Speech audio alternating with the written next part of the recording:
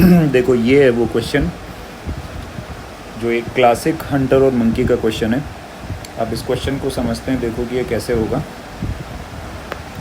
तो कह रहा है एक हंटर है, जैसे मान लो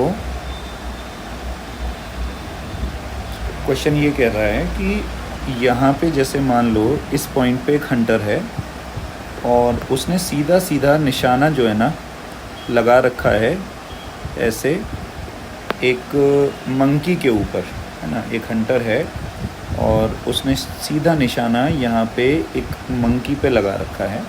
और अगर हम ये मान लें कि मंकी और हंटर के बीच का एंगल जो है वो थीटा है ना।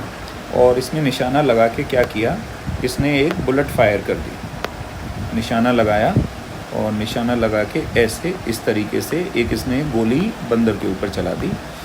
अब ये सवाल कह रहा है कि जैसे ही गोली इसने चलाई ठीक वैसे ही बंदर जो है वो नीचे कूद गया। तो क्वेश्चन ये है कि क्या ये गोली जो है ये बंदर को लगेगी या नहीं लगेगी। अगर लगेगी तो बताओ, कैलकुलेशन करके बताओ। तो देखो सबसे पहली बात तो ये है कि हंटर जो है वो गोली जब ऐसे सीधी चलाएगा तो गोली ऐसे सीधी जाएगी नहीं, बल्कि ग्रेविटी की वजह से गोली जो है वो कुछ इस तरीके से प्रोजेक्टाइल मोशन करेगी। मैं कर्व बनाता हूँ, रुको, थोड़ा सा ऐसे करके थोड़ा इसको अरेंज कर देते हैं। कुछ इस तरीके से हम ये मान ले रहे हैं कि गोली जो है वो कुछ ऐसे इस तरीके से प्रोजेक्टाइल मोशन करेगी। और हम ये लेट कर लेते हैं कि ये गोली जो है इस पॉइंट एच से पास होके जा रही है। अच्छा, एच हमने पहले ले लिया है तो इसको कुछ और ले लो। जैसे मान लो इस पॉइंट क्यू से पास होके जा रही है और इस पॉइंट को हम लोग एस मान लेते हैं। और हंटर ने जो गोली चलाई है उसकी जो रफ्तार है उसको हम लोग यू मान लेते हैं, ठीक है ना। उसकी रफ्तार को हम यू मान लेते हैं। और साथ के साथ ध्यान लगाओ इस दूरी को हम लोग जो है ना एक्स मान ले रहे हैं। तो अब हमको एक्चुअली ये साबित करना पड़ेगा कि अगर ये गोली जो है ये बंदर को लगेगी तो अगर टी टाइम में गोली यहाँ से एच से यहाँ पहुँची तो क्या उतने ही समय में बंदर भी यहाँ से यहाँ पहुँच रहा है। अगर बंदर उतने ही समय में यहाँ से यहाँ पहुँच रहा है तो गोली बंदर को लगेगी, वरना तो गोली बंदर को नहीं लगेगी। दूसरा एक चीज़ और जो हम कर सकते हैं, हम कंपोनेंट बना सकते हैं वेलोसिटी के। यू से फेंका गया है तो एक कंपोनेंट हम इधर बना लेते हैं वेलोसिटी का, ये हो जाएगा यू कॉस थीटा। और एक कंपोनेंट हम इधर ऊपर बना देते हैं वेलोसिटी का, और ये कंपोनेंट जो है ये हो जाएगा यू साइन थीटा। आओ थोड़ा सा ज़रा कैलकुलेट करते हैं किस तरीके से बात बन रही है। हम सबसे पहले यूजिंग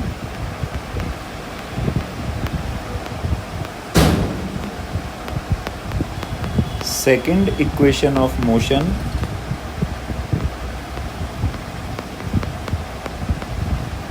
अलोंग एक्स एक्सिस, हम सेकंड इक्वेशन ऑफ मोशन का इस्तेमाल करते हैं एक्स एक्सिस में। और अगर हम ऐसा करते हैं तो देखो हम ऐसे लिख सकते हैं x बराबर यू एक्स टी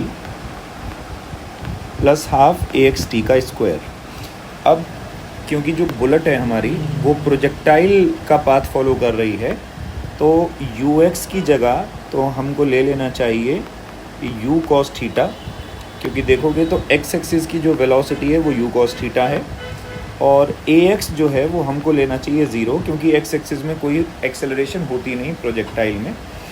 तो ध्यान लगा के देखो तो यहाँ से एक्स की वैल्यू जो निकलेगी वो निकलेगी यू कॉस थीटा इंटू में T.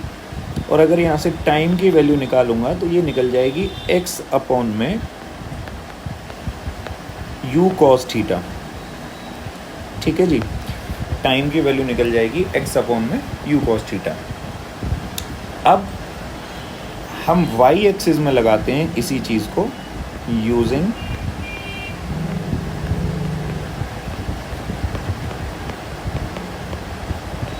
Second equation of motion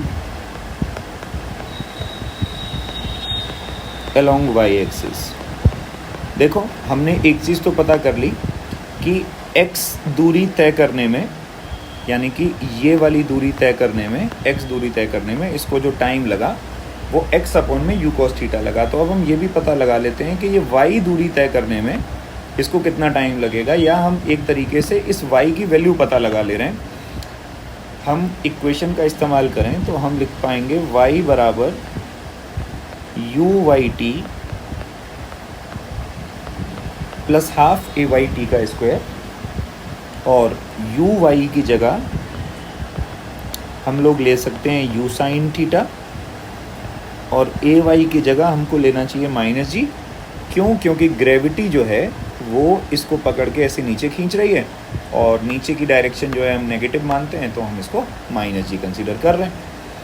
तो y बराबर u/y की जगह u sin theta into time की जगह हम लोग रख दे रहे हैं x अपॉन में u cos थीटा। ये वैल्यू हम लेकर के आए हैं इक्वेशन नंबर 1 से, प्लस में हाफ इंटू a/y की जगह माइनस जी। और ध्यान से देखो, इस t की जगह हम वैल्यू नहीं पुट कर रहे हैं, हम इस t को t ही छोड़ रहे हैं। क्यों छोड़ रहे हैं ये अभी आगे तुमको समझ में आ जाएगा। यहाँ ये u से u कटेगा, और y की जो वैल्यू आएगी वो आएगी x tan theta minus GT²/2। y की जो वैल्यू निकल कर के आएगी वो निकल कर के आएगी x tan theta minus GT²/2। अच्छा, ध्यान लगा के देखो, इसको हम लोग मान रहे हैं y, इसको हम लोग मान रहे हैं y। तो y बराबर हो गया x tan theta minus GT²/2। दूसरा एक चीज़ और देखेंगे, अगर हम इस पूरे ट्राइंगल की बात करें, ये पूरे वाले ट्राइंगल की अगर हम लोग बात करते हैं, इस पूरे ट्राइंगल की, ठीक है, इस पूरे ट्राइंगल की अगर बात करते हैं, तो आप ये देखो, हम इस पूरे ट्राइंगल में, मैं थोड़ा सा यहाँ साइड में लिख रहा हूँ, हम लोग लिख सकते हैं कि जो tan थीटा होता है वो होता है परपेंडिकुलर अपॉन बेस। तो परपेंडिकुलर लिखा जा सकता है ms, और बेस लिखा जा सकता है hs यानी कि x। तो ध्यान से देखो, तो tan थीटा बराबर हो जाएगा ms अपॉन में x। तो ms की जो वैल्यू है वो निकल जाएगी x tan थीटा। अब तुम ध्यान से देखो, हमारे पास में ये पूरी वैल्यू आ गई x tan थीटा, हमारे पास में ये वैल्यू भी आ गई। अब अगर हम लोग सपोज करो qm निकालना चाहें, डायग्राम से देखो, डायग्राम से देखो, तो हम ये कह सकते हैं नाउ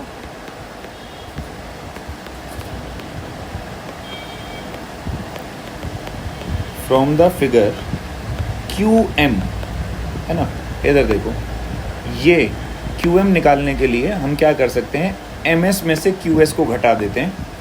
तो QM बराबर हम लिख सकते हैं MS माइनस QS। MS तो है बेटा x tan थीटा, और जो QS है वही तो y है। देखो ध्यान से, जो QS है यही तो y है। तो y की जगह हमने ये जो वैल्यू निकाली है इसको पुट करें तो minus x tan theta plus GT²/2। x tan theta से x tan थीटा घटा, मतलब QM की वैल्यू आ गई GT²/2। अब इससे हमको ये समझ में आ गया कि t टाइम में जो बुलेट है वो अगर ऐसे यहाँ से पास हुई तो उसने यहाँ से जो दूरी तय करी है, इस पॉइंट से जो दूरी तय कर पाई है बुलेट, ये वाली दूरी, यहाँ से ये हाफ GT² पे पास हो रही है। ये डिस्टेंस हाफ GT² है। अब हम क्या काम करते हैं, हम ये पता लगा लेते हैं कि अगर बंदर भी उसी समय पे गिर गया तो t टाइम में बंदर कितना नीचे आएगा। तो अब ये कैलकुलेशन बंदर के लिए कर लेते हैं। देखो, फॉर मंकी, अब बंदर तो क्योंकि ड्रॉप हुआ है तो केवल फ्री फॉल करेगा, और अगर हम सेकंड इक्वेशन ऑफ मोशन लगा दें, distance covered in y axis, और ये हम मान रहे हैं QM, तो QM बराबर होना चाहिए UT प्लस हाफ AT का स्क्वायर। मंकी क्योंकि फ्री फॉल कर रहा है तो U उसके लिए 0 होगा, और एक्सेलरेशन g के बराबर हो जाएगी। तो QM बराबर आया तुम्हारा हाफ GT का स्क्वायर। अब देखो, ये आई बड़े मज़े की बात कि अगर बंदर t टाइम पे गिर गया तो t टाइम के बाद बंदर ने भी हाफ GT² दूरी तय करी, और इधर से जब गोली आई तो उसने भी हाफ GT² ही दूरी तय करी।